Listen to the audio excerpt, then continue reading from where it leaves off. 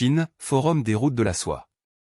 130 chefs d'État et gouvernement sont attendus à Pékin.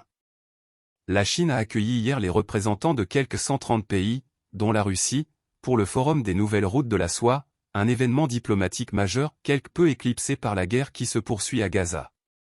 Les nouvelles routes de la soie, ou initiative, la ceinture et la route, selon son appellation officielle, sont un ambitieux projet lancé il y a 10 ans sous l'impulsion du président chinois Xi Jinping.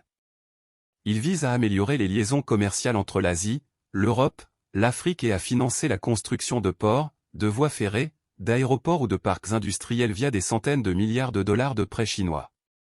Ces infrastructures doivent permettre à la Chine d'accéder à davantage de marchés et ouvrir de nouveaux débouchés à ses entreprises. Le président russe Vladimir Poutine est l'un des invités de ce forum organisé à Pékin mardi et mercredi. En amont de cette visite, le chef de la diplomatie russe Sergueï Lavrov est arrivé hier à Pékin. Il a été reçu par son homologue chinois Wang Yi, selon une vidéo diffusée par le Kremlin. Dans une interview accordée à la télévision chinoise, Poutine a estimé que les nouvelles routes de la soie étaient un projet, mutuellement bénéfique, pour la Chine et la Russie. Le président Poutine a relevé qu'un monde multipolaire est en train de prendre forme et que les concepts et initiatives mis en avant par le président Xi Jinping sont très pertinents et importants, a souligné la chaîne CGTN, diffusée en anglais à l'international. La Chine et la Russie, deux pays voisins, partagent une volonté commune de contrer ce qu'ils dénoncent comme l'hégémonie américaine et se sont rapprochés depuis l'opération spéciale russe en Ukraine. Depuis le déplacement du président chinois au Kremlin, en mars dernier, Moscou et Pékin prônent un renforcement de leur coopération économique et militaire dans le cadre d'une amitié qualifiée de « sans limite ». Ces derniers mois, le président russe a renoncé à assister à plusieurs sommets internationaux hors des frontières de son pays.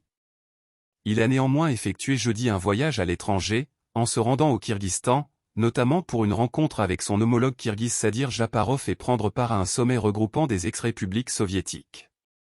Sa visite très attendue en Chine est un des rares déplacements, depuis le conflit contre les Occidentaux en Ukraine.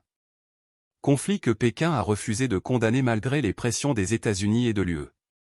Plusieurs chefs d'État sont arrivés à Pékin en amont du Forum des nouvelles routes de la soie, selon l'agence officielle Chine Nouvelle, dont le Premier ministre hongrois Viktor Orban, le président du Chili Gabriel Boric, celui du Kenya William Ruto et le Premier ministre éthiopien Abiy Ahmed.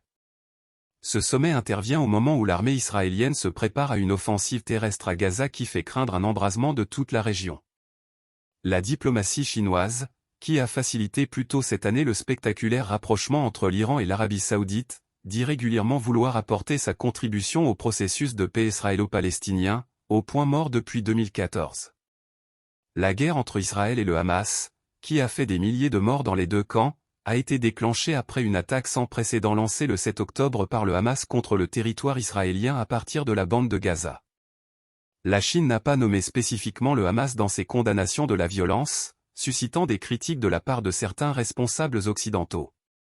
L'action d'Israël à Gaza après l'attaque du Hamas va, au-delà du domaine de l'autodéfense, et le gouvernement Netanyahou doit cesser de punir collectivement les Gazaouis, a déclaré dimanche le ministre des Affaires étrangères chinois Wang Yi.